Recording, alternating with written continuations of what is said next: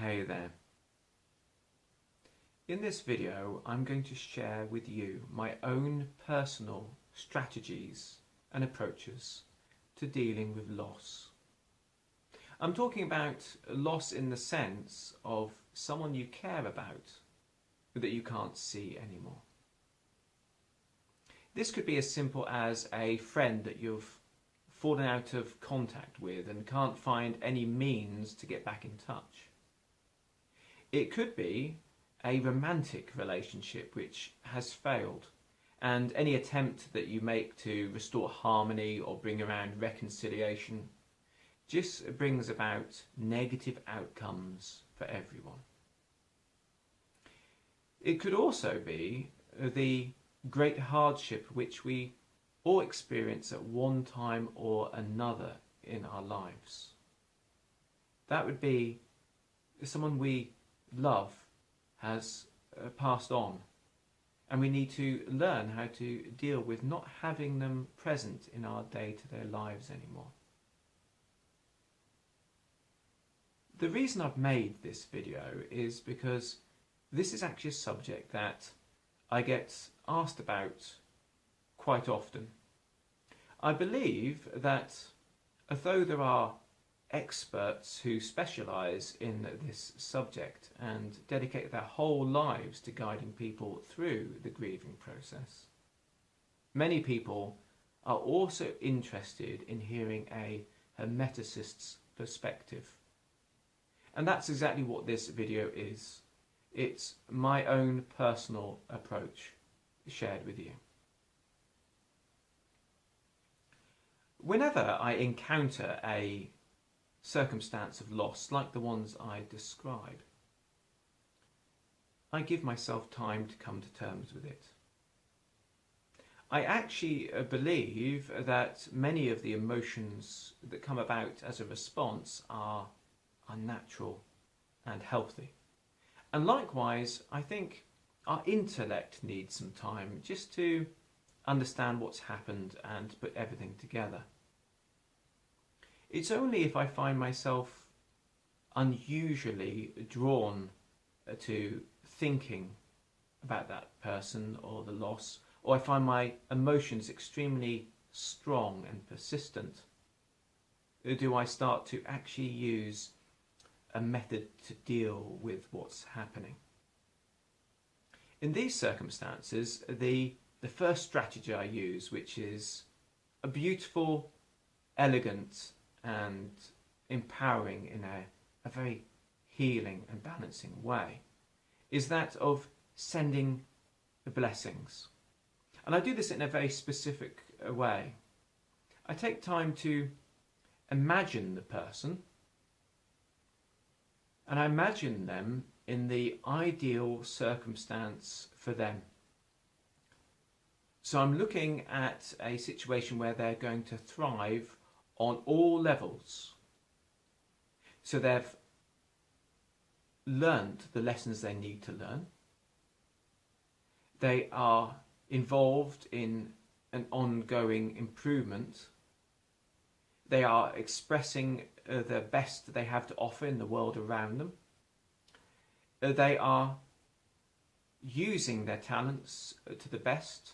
They're happy. They've got the right company. They're in the right environment.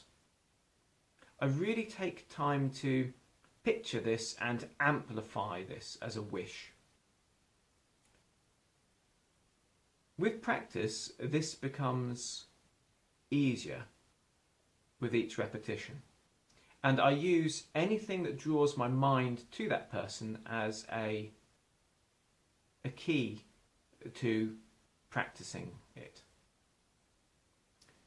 I find this is extremely effective, and not only does it help the emotional response and help me deal with the loss, it also starts to iron out any unfinished business. So even if I've fallen out with the person and the reason I'm not seeing them anymore is because they are disruptive, I find it helps harmonise the feelings and the events that have happened in me without need for cooperation from them to do so.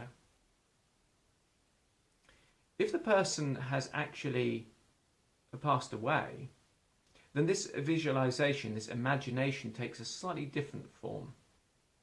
I will imagine them on their journey to the next step in their existence. I imagine them traversing to where they need to go safely, powerfully, and happily.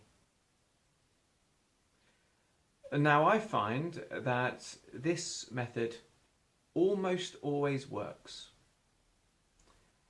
I've never encountered a circumstance with someone who is a friend or a relative that I've fallen out of touch with where this hasn't been the ideal solution. But I have encountered some rare circumstances when it is ineffective with someone who's passed away. In this situation, I found that a different strategy is sometimes needed. And the actual persistence of my feelings and of my focus is a way of this different approach being asked for. Now, this may sound very counterintuitive, but sometimes I've discovered that it's not time to let go of the person. It's time to keep them with you.